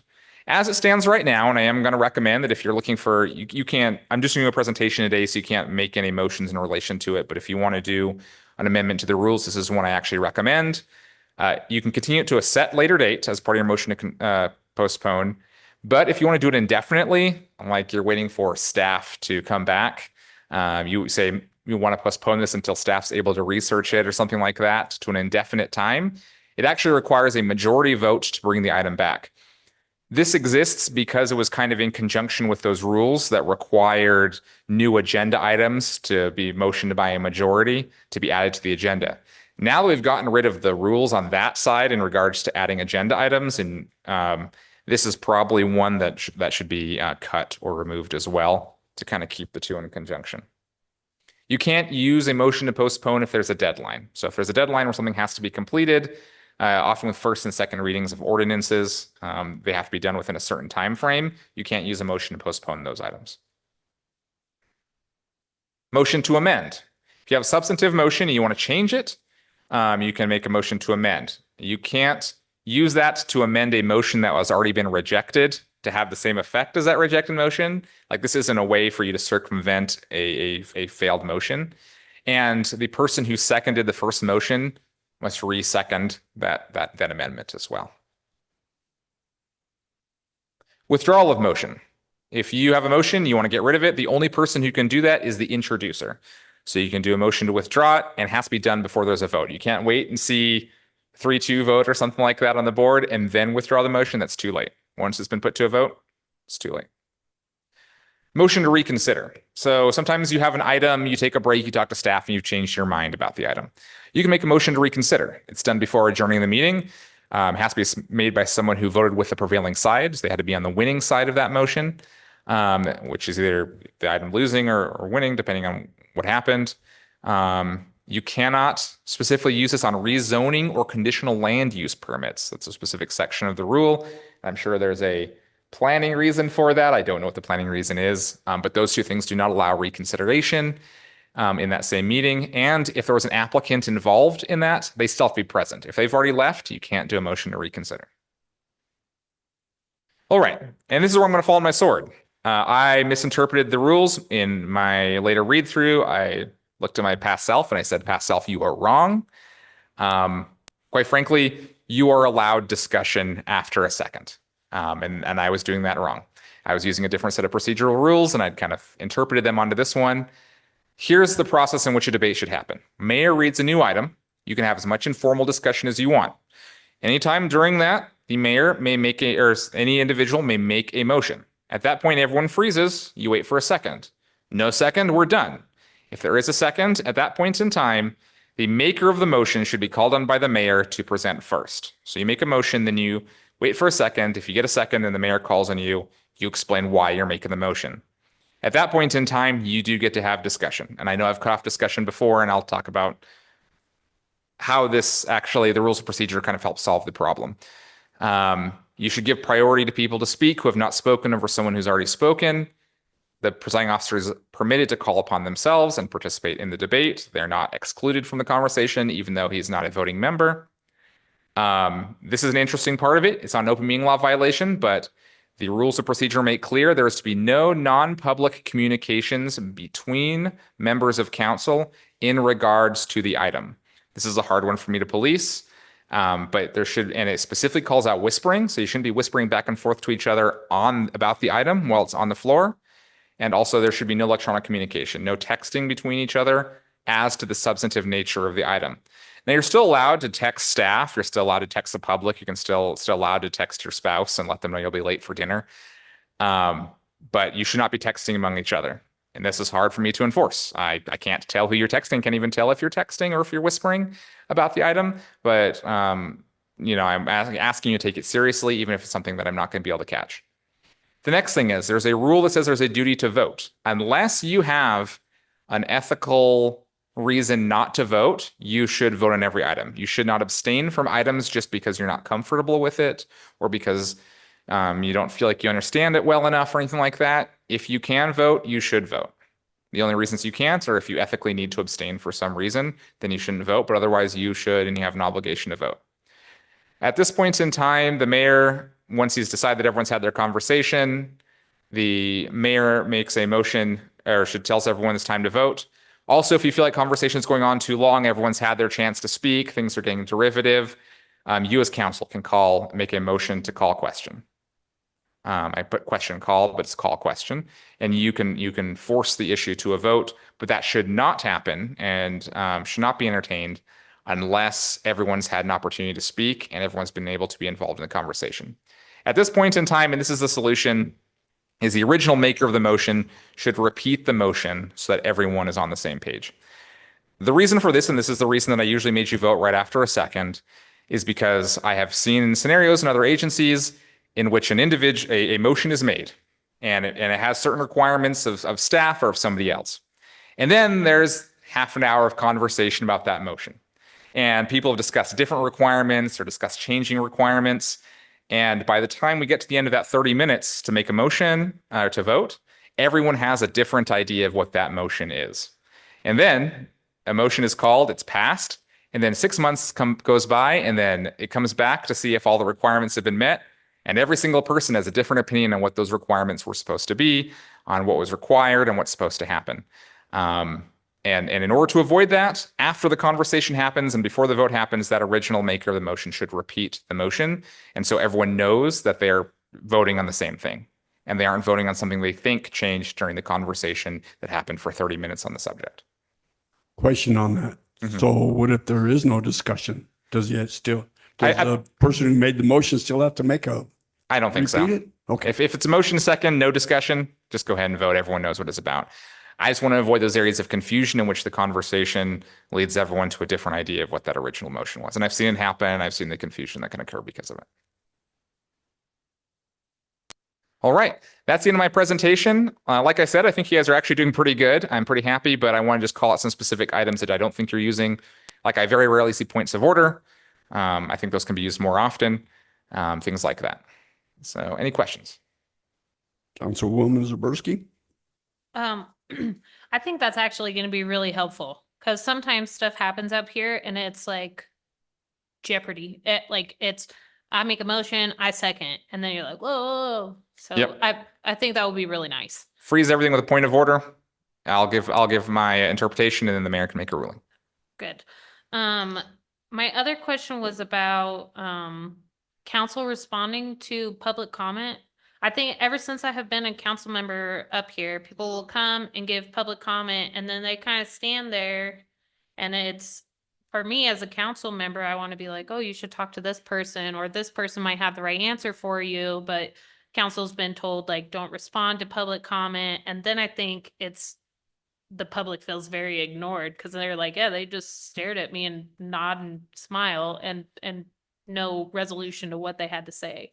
So I'll give the technical rule and then I'll give my advice. The technical rule is you are allowed to respond.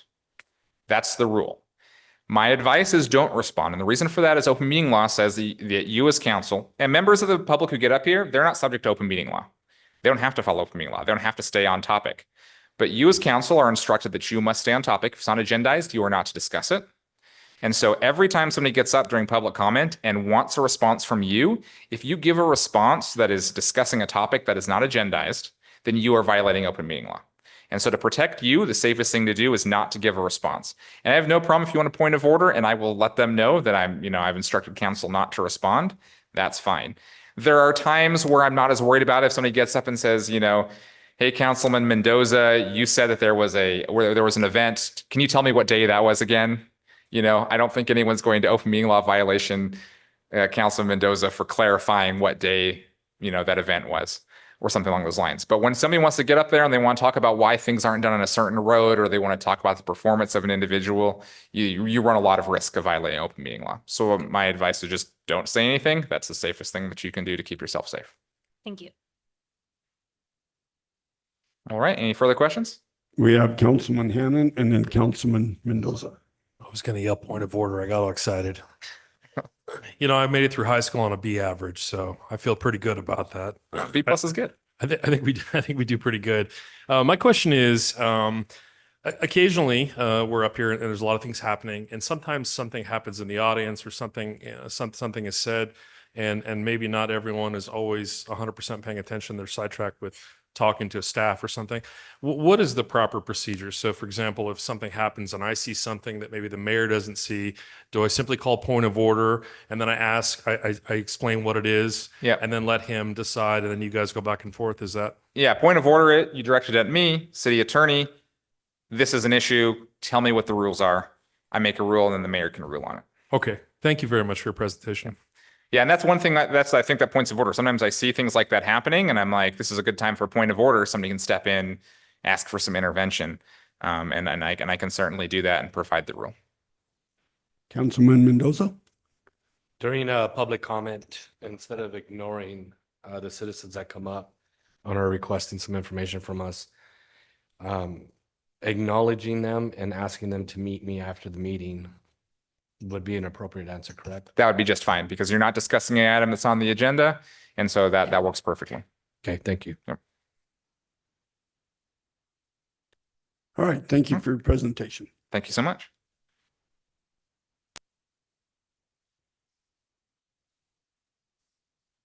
We will now move on to line item 6, ordinances, 6.1 for possible action, introductory first reading of bill number 362 associated with CA 25002 to revise section 32.09.091I landscaping and screening for the City of Fernley Development Code to update the location and design requirements for other specifications of trash enclosures and update the screening requirements for mechanical and electrical equipment and facilities.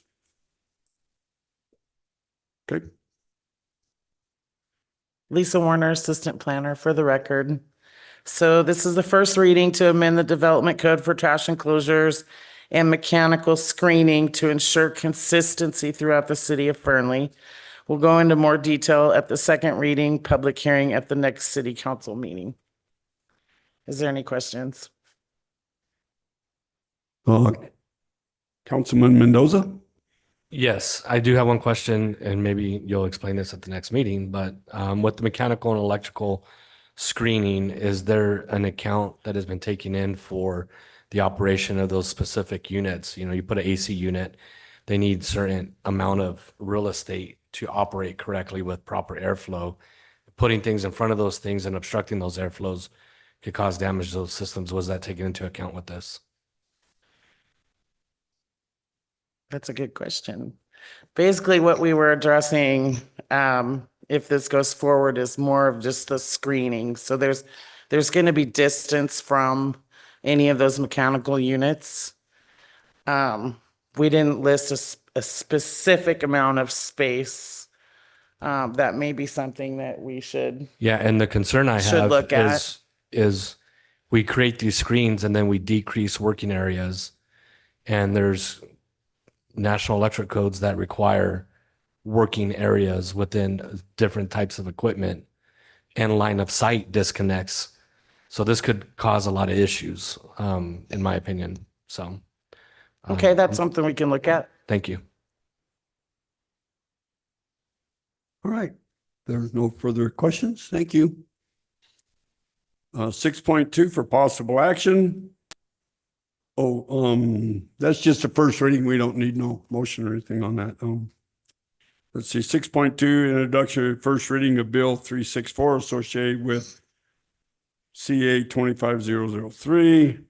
A request from the city clerk's office and the planning department to amend the home occupation use standards contained in Fernley Municipal Code Title 32, Chapter 7, Section 200 to keep home businesses from impacting their surrounding neighbors.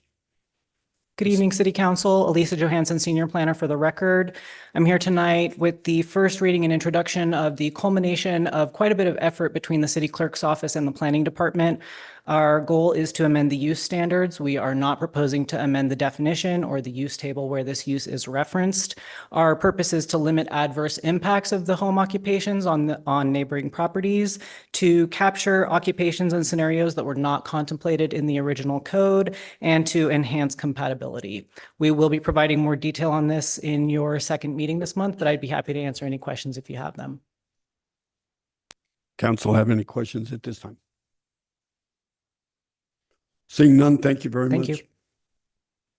We'll now move on to line item 7, resolution 7.1, discussion and possible action to adopt resolution 25-013, pavement cut moratorium policy.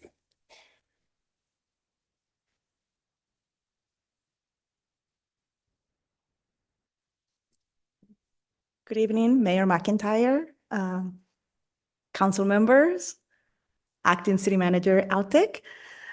I am Maria Paz Fernandez, city engineer, your city engineer for City of Fernley. I'm here to briefly present resolution number 25-013, pavement cut moratorium policy, which will prohibit non-emergency pavement cuts on newly resurfaced, reconstructed, or newly installed streets for a period of 5 years after completion. This resolution is important because it protects the city's investment in pavement infrastructure, maintain roadway quality, and reduce premature deterioration caused by utility or excavation cuts. Sorry. This policy aligns with industry standards, best practices, and supports the city's long-term asset management goals.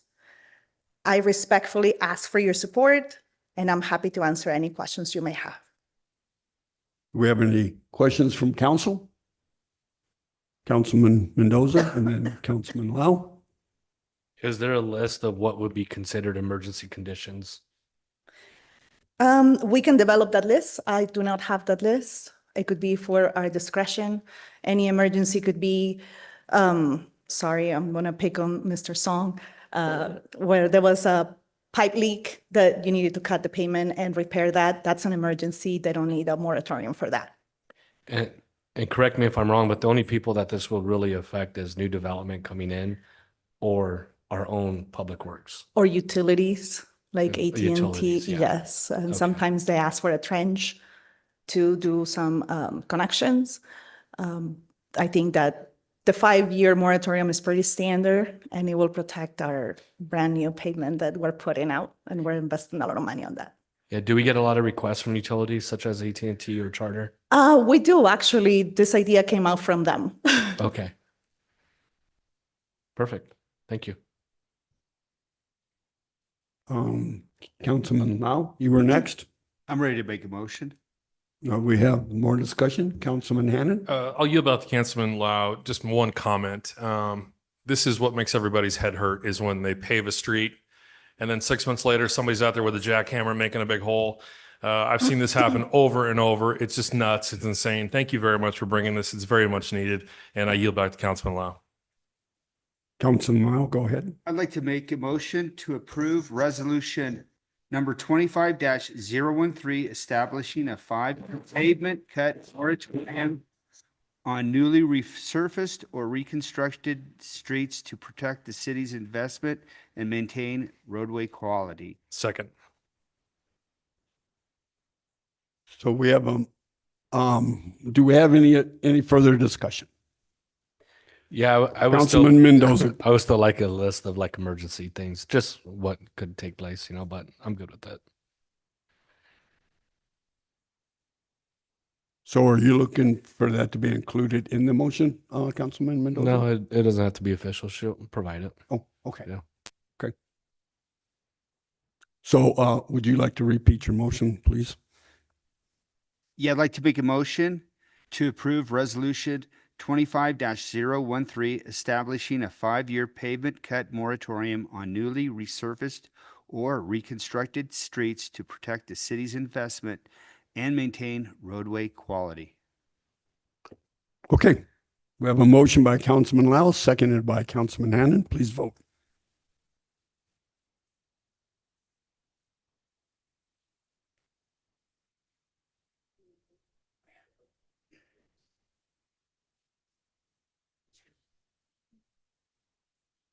Motion carries 5-0.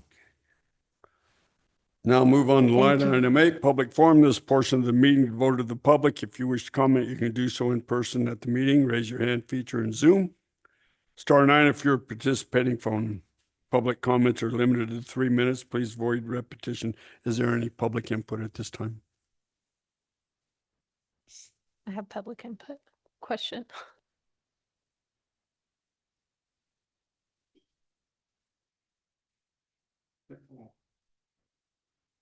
So this is public input, but I have counsel up here that wants to speak. So Aaron Morrison, City Attorney, you have the authority to call on a member of council. If they Oh, want to good. speak for Thank you. public comment. Councilwoman Zaborski. I just kind of curious because we're doing the pavement cup. Do we have the same thing as far as like load weight on new roads? Like repaving all of our Cottonwood. Is there something in our code that also calls for like load limits on new road infrastructure because of the depreciation that gives? Maria Paz Fernandez, City Engineer. Typically, the pavement section is 4 or 6 inches deep. That allows for 30 years of any load, including buses or big loads. So I think we should be covered. I'm not quite sure what you're asking. Like you want to restrict the loads on our I roads? guess I'm just curious as far as like, well, I don't, by not claiming to know a ton about pavement or asphalt, but I would assume that like semis and I mean, big heavy trucks are going to depreciate your road, your asphalt, regardless of how thick, faster than. Absolutely. And Maria Paz Fernandez, City Engineer. That's why we have road classifications like arterial, so probably thicker asphalt versus collector versus residential. So it's different design standards for different road classifications that allows for certain loads for each road classification. And I can bring you that if you would like to have more information on that. Yeah, I'm just Okay. curious about it. And also who is in charge of monitoring that? Whether semis take a collective road or a neighborhood road? We can put signs to not allow Oh, big trucks. I'm just genuinely curious. Thank you so much. Councilman Lau. Yeah, I remember, I think it was 4 years ago, Derek Starkey changed our pavement depth to 4 inches so we wouldn't be tearing up the asphalt like we had in the past. 3 inches is really tough to get compaction on, especially with your new gauge. It's questionable. 4 inches is a lot better.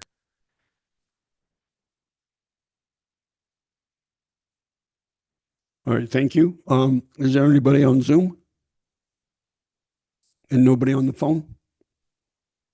Okay, our next meeting will be September 17th at 5 o'clock. This meeting is adjourned.